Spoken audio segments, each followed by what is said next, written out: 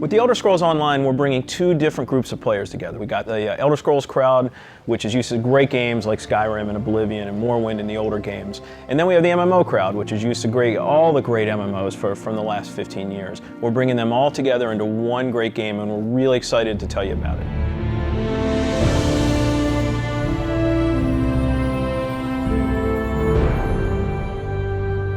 Elder Scrolls Online, everything you need to know about it is right in the name. It's Elder Scrolls, but it's online. And when the team set out, they wanted to create strategic real-time combat. We wanted to create a lot of world immersion. We wanted to create a landscape that was rewarded exploration. But all of that had to be brought together with really great social systems. So Elder Scrolls Online, it's set 1,000 years before Skyrim. And not only is it 1,000 years before Skyrim, but it draws on all the legends and everything that you've read about in the books that you find in Elder Scrolls games. So we've got 20 years of lore to draw upon. We made sure that Morrowind, Cyrodiil, and Skyrim feel like they do in Elder Scrolls 3, 4, and 5. The art style is right in line with those titles. Now you can explore all of Tamriel. You can return to places that you've seen before, and you can explore new places that you've never been.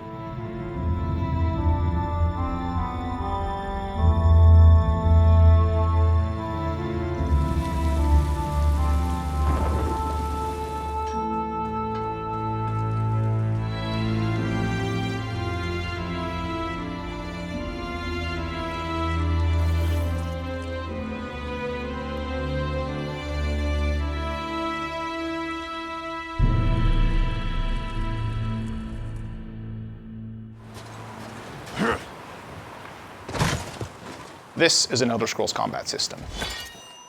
Moving your mouse will make you look around and aim your weapon. You can tap your left click to attack, hold it to power, hold your right click to block, and of course, sprinting, crouching, and sneaking around play a role.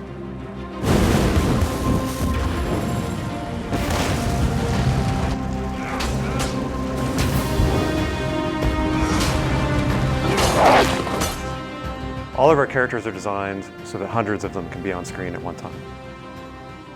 You're going to have lots of customization options to make your character look unique. You'll find Dwarven armors, Daedric armors, Elven armors, basically all the types of armor styles and customization options that you expect from an Elder Scrolls game and the Elder Scrolls lore. By far the worst experience of any online game is at its launch when you're trying to find your friends. You can't find people, you create a character on one shard and then you find out everyone else is on another shard and you have to move. That experience is not good. So we are not going to have shards. We have a technology we call Mega Server where all players are on one server. So all your friends are right there, you just create a character, you click play and you go. The game is smart about where to put you. It puts you in game spaces with your friends, with your guildmates. It's a way to be connected with everyone and the game figures out where to put you. So with Elder Scrolls Online, one of the big things is that you'll be able to get together with your friends and overcome obstacles. So things like public dungeons, heroic dungeons, but most importantly, when you participate with your friends or even just with strangers, you're not competing for resources. You're all working together to overcome something and you get equal credit for that. As a player, you're able to start off by picking one of 9 races. You'll be able to pick a class, so that's just the start though. From there, all of the choices you make with quests, all of the choices you make in which abilities you choose, which weapons you use, which armor you use, really help make your character stand out in the world. The basis for the customization system in Elder Scrolls Online is that you can use whatever weapon or armor type you actually want to use. You can play as a heavy armor character who's a tank with bow, or you can play as a mage who uses a two-handed weapon, or you can play as a sneaky guy who runs around healing people. With the combination that you selected out of what armor type you use, what weapon type you use, and what class you use, really creates a unique character experience for you. one of the things you're going to be able to do that's going to make you stand out is you have perks. For instance, perks allow you to become a werewolf or a vampire, or maybe even have special pets. But it's not just about that. There are other things like how you increase your stamina, how you increase your magic, or how you increase your health that really take you from your initial class choice, and it makes you stand out because you're saying, these are the things that are important to me. This is the way I want to play. This is the role I want to take in combat.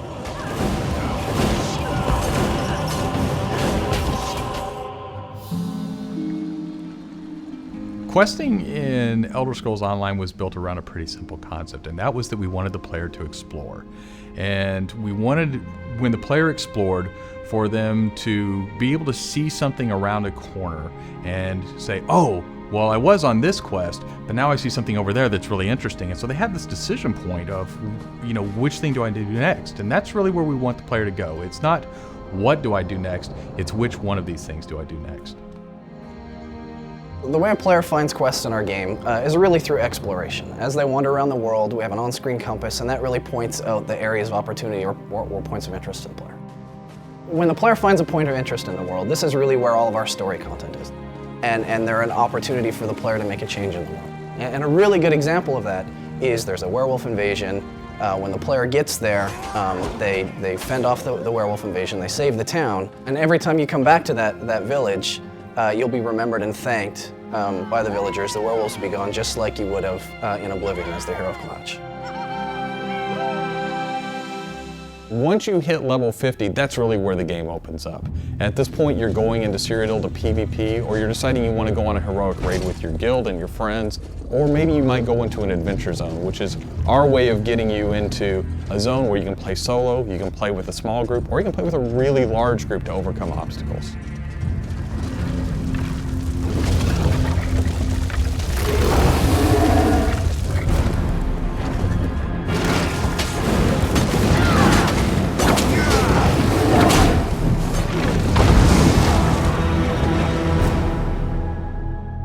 PvP in Elder Scrolls Online is focused around taking various structures in Cyrodiil.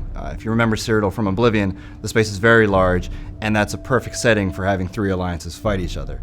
During this timeline, Imperial City is up for grabs, and there's no Emperor, so players are going to be fighting using trebuchets, catapults, all kinds of weaponry to take and hold keeps, structures, and resource fixtures around the keep to actually give the opportunity to crown one of themselves as an Emperor. It's really important to us that PvP isn't just a veteran game. It's got to be something that people can do from the very beginning because you want to be comfortable in getting into this. So we make sure that everybody is on equal footing. So even at level 10, you can go into our PvP area and really have a great experience and a good time.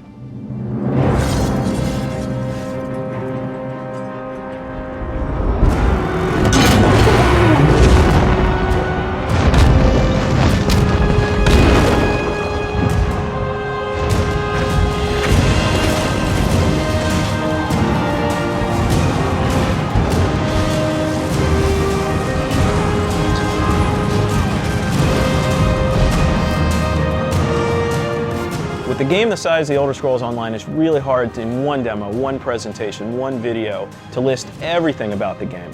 So what you've heard today are the basics. Over time, we're going to go into more depth in everything you've heard about today, and then all the other systems which we haven't talked about yet. All these elements are going to come together and make Elder Scrolls Online the next great online RPG.